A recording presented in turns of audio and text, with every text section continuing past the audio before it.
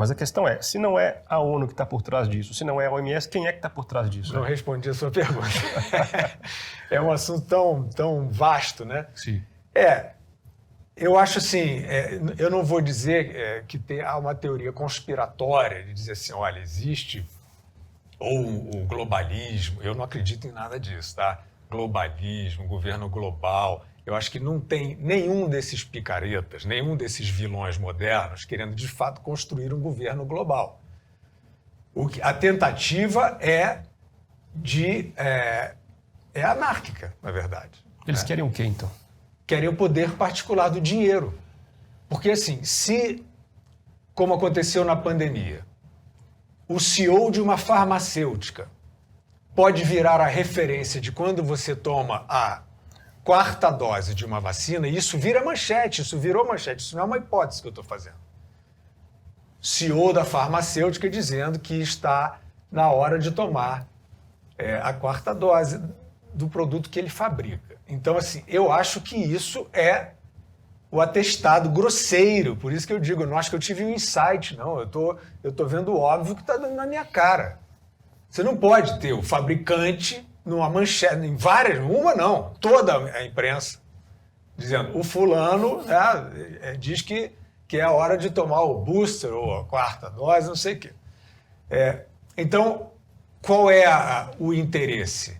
É o interesse bruto. Eu sempre achei, sempre disse que não tem sofisticação. Por isso é que eu me recuso a dizer, não, é uma doutrina esquerdista, o globalismo. Não contem comigo. Eu acho que e aí é claro, né, vamos situar, circunscrever.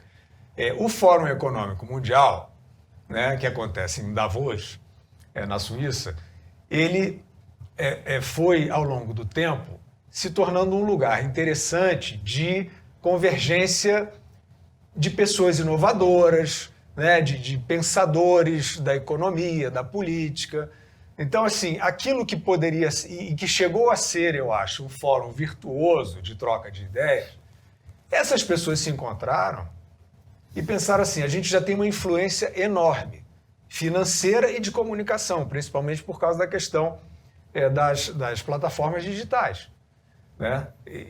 Eu acho assim, que é tudo um pouco contraditório, porque eu acho elas democráticas, elas são inclusivas, e eu ainda acho que o saldo é positivo, apesar de todo esse desvio, toda essa tentação de controlar.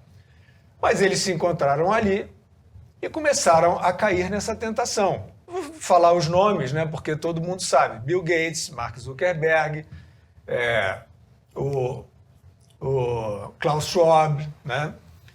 Os endinheirados que, não porque eu queira, com o discurso deles foi ficando claro que são tarados, que são loucos, né? Porque é isso, o Bill Gates virou o profeta de pandemias, o oráculo.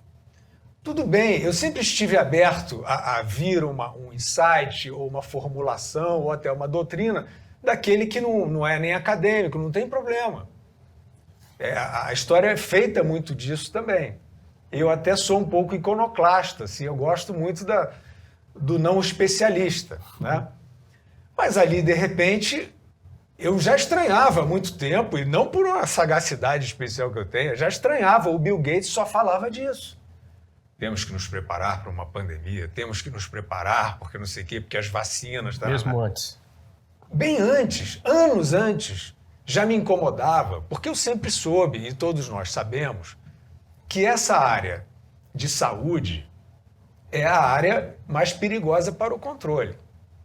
Né? Porque é isso, o medo ou a suscetibilidade, né? Ou a vida ou a morte, você subjuga as pessoas, se você não tiver boa fé.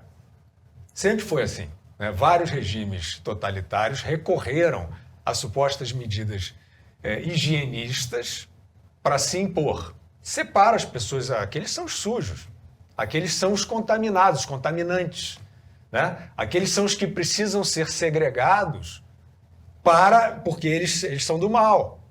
Todo esse discursinho que está aí, eles são do mal, eles são do ódio, eles são negacionistas, eles são... Isso é antiquíssimo na história. E então, nessa área de saúde, sempre me incomodou isso. Porque já havia, né, onde a boa-fé não impera, já havia e sempre houve. Eu comecei no jornalismo, eu via as editorias de saúde, me incomodava, porque elas eram um serviço muito importante, mas era a manipulação também. Era o espetáculo do medo, da ansiedade. Aí pode ser informativo, pode ser venda de remédio ou venda de tratamento. Essa indústria não tem uma separação bem feita, e isso é muito perigoso. Eu sou jornalista, e o jornalismo é um bicho estranho no meio disso, porque ele é informação, mas ele é entretenimento misturado. É notícia como entretenimento.